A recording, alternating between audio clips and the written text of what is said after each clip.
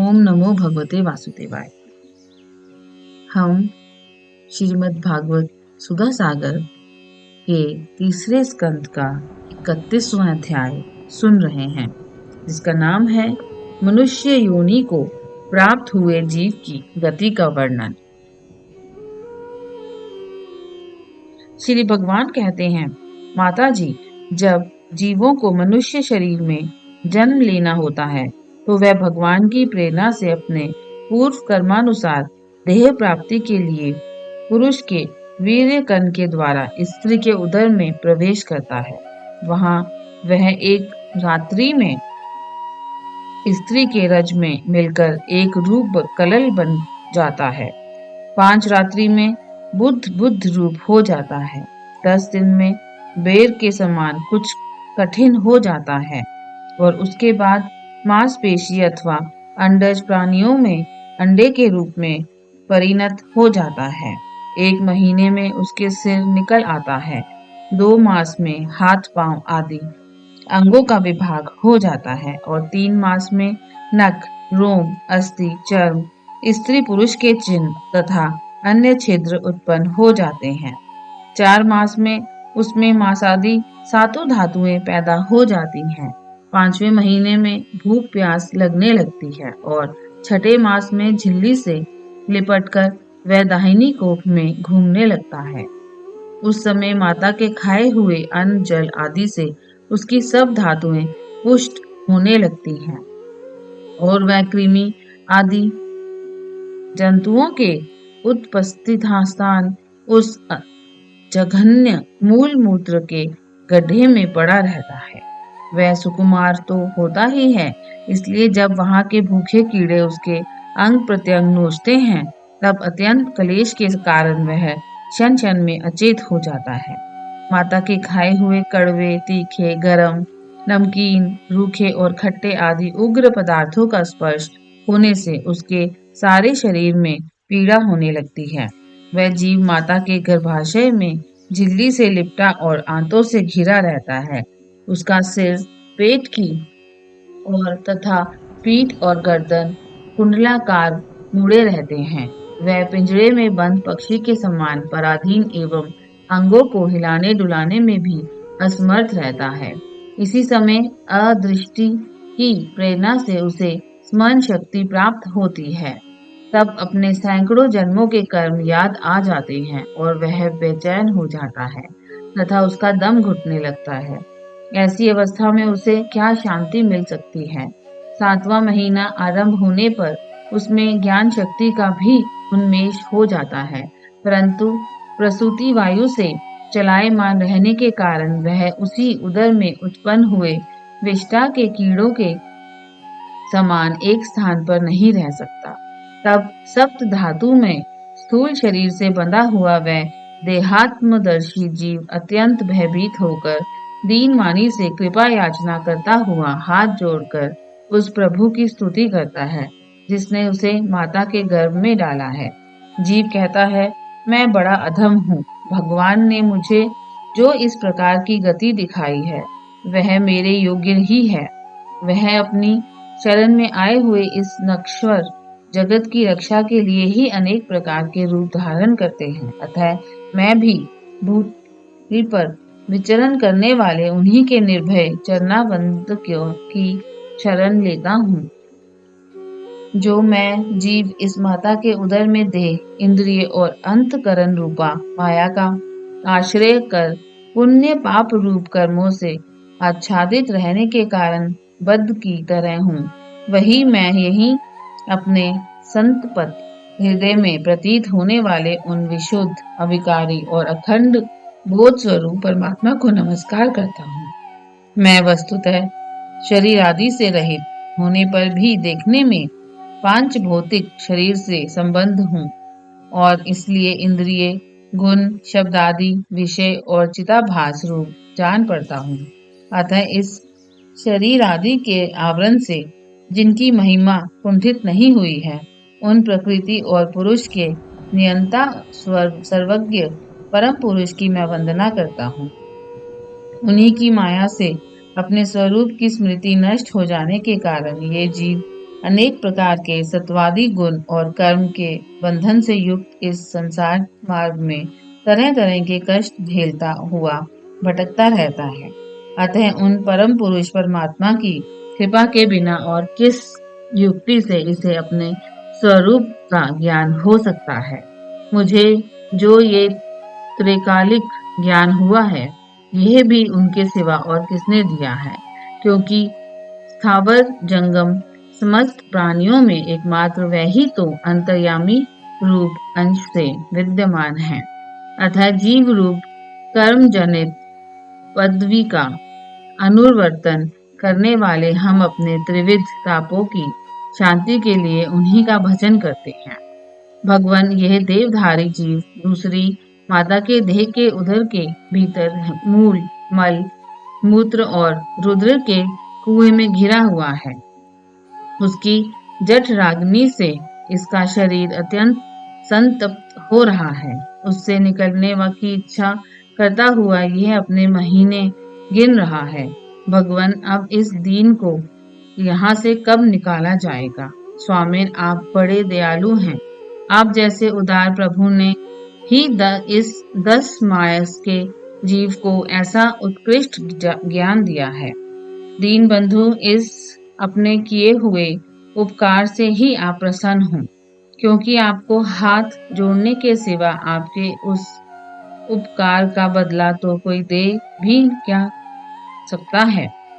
प्रभु, संसार के ये पशु पक्षी आदि अन्य जीव तो अपनी मूढ़ बुद्धि के अनुसार अपने शरीर में होने वाले सुख दुख आदि का ही अनुभव करते हैं, किंतु मैं तो आपकी कृपा से शम दामादि साधन संपन्न शरीर से युक्त हुआ हूँ।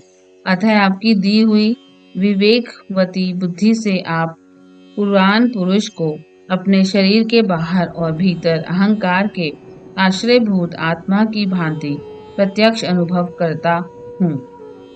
भगवान, इस अत्यंत दुख से भरे हुए गर्भाशय में यद्यपि मैं बड़े कष्ट से रह रहा हूँ, तो भी इससे बाहर निकलकर संसार में अंधकूप में गिरने की मुझे बिल्कुल इच्छा नहीं है, क्योंकि उसमें जाने वाले जीव को आपकी माया घेर लेती है, जिसके कारण उसकी शरीर में अहम बुद्धि हो जाती है और उसके परिणाम में उसे फिर इस संसार चक्र में ही पड़ना होता है। अतः मैं व्याकुलता को छोड़कर हृदय में श्री विष्णु भगवान के चरणों को स्थापित कर अपनी बुद्धि की सहायता से ही अपने को बहुत शीघ्र इस संसार रूप समुद्र के पार लगा दूंगा, जिससे मुझे अनेक प्रकार के दोषों से युक्त ये संसार दुख फिर ना प्राप्त हो। कपिल देव जी कहते हैं, माता, वह 10 महीने का जीव गर्भ में ही जब इस प्रकार विवेक संपन्न होकर भगवान की स्तुति करता है, तब उस अधोमुख बालक को प्रसव काल की वायु तत्काल बाहर आने के लिए धकेलती है। उसके सहसा ढेलने पर वह बालक अत्यंत व्याकुल हो नीचे सिर करके बड़े कष्ट से बाहर निकलता है। उस समय उसके श्वास की गति रुक जाती है और पूर्व स्मृति नष्ट हो जाती है। पृथ्वी पर माता के रुधिर और मूत्र में पड़ा हुआ वह बालक विष्ठा के कीड़े के समान छटपटाता है। उसका गर्भावास का सारा ज्ञान नष्ट हो जाता है और वह विपरीत गति को प्राप्त होकर बार बार जोर जोर से रोता है। फिर जो लोग उसका अभिप्राय नहीं समझ सकते, उनके द्वारा उसका पालन पोषण होता है। ऐसी अवस्था में उसे जो प्रतिकूलता प्राप्त होती है, उसका निषेध करने की शक्ति भी उसमें नहीं होती। जब उस जीव को शिशु अवस्था में मैली कुचैली खाट पर सुला दिया जाता है, जिसमें खटमल आदि स्वेदज जीव चिपटे रहते हैं, तब उसमें शरीर को खुजलाने, उठाने अथवा करवट बदलने की भी सामर्थ्य न होने के कारण वह बड़ा कष्ट पाता है। उसकी त्वचा बड़ी कोमल होती है। उसे डांस, मच्छर और खटमल आदि उसकी उसी प्रकार काटते रहते हैं जैसे बड़े कीड़े को छोटे कीड़े। इस समय उसका गर्भावस्था का सारा ज्ञान जाता रहता है, सिवा रोने के वह कुछ भी नहीं कर सकता।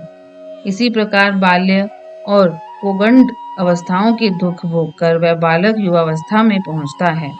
इस समय उसे यदि कोई इच्छित भोग नहीं प्राप्त होता तो अज्ञानवश उसका क्रोध उद्दीप्त हो उठता है और वह शोकाकुल हो जाता है। देह के साथ ही साथ अभिमान और क्रोध बढ़ जाने के कारण वह काम पर वश जीव अपना ही नाश करने के लिए दूसरे कामी पुरुषों के साथ वैर ठानता है। खोटी बुद्धि वाला वह ज्ञानी जीव पंचभूतों से रचे हुए इस देह में मिथ्याभिमानी वेश के कारण निरंतर मैं मेरेपन का अभिमान करने लगता है। जो शरीर इसे वृद्धावस्था आदि अनेक प्रकार के कष्ट ही देता है तथा अविद्या और कर्म के सूत्र में से बंधा रहने के कारण सदा इसके पीछे लगा रहता है, उसी के लिए यह तरह तरह के कर्म करता रहता है, जिसमें बंध जाने के कारण इसे बार बार संसार चक्र में पड़ना होता है। सन्मार्ग में चलते हुए यदि इसका किन्हीं जीवा और उपस्थेंद्रिय के भोगों में लगे हुए विषयी पुरुषों से समागम हो जाता है और ये उनमें आस्था करके उन्हीं का अनुगमन करने लगता है तो पहले के समान ही फिर नारकी योनियों में पड़ता है, जिनके संग से इसके सत्य, शौच, दया, वाणी का संयम, बुद्धि, धन संपत्ति, लज्जा, यश, क्षमा, मन और इंद्रियों का संयम तथा ऐश्वर्य आदि सभी सद्गुण नष्ट हो जाते हैं। उन अत्यंत शोचनीय स्त्रियों के क्रीड़ा मृग, अशांत, मूढ़ और देहात्मदर्शी असत्पुरुषों का संग कभी नहीं करना चाहिए, क्योंकि इस जीव को किसी और का संग करने से ऐसा मोह और बंधन नहीं होता जैसा स्त्री और स्त्रियों के संगियों का संग करने से होता है।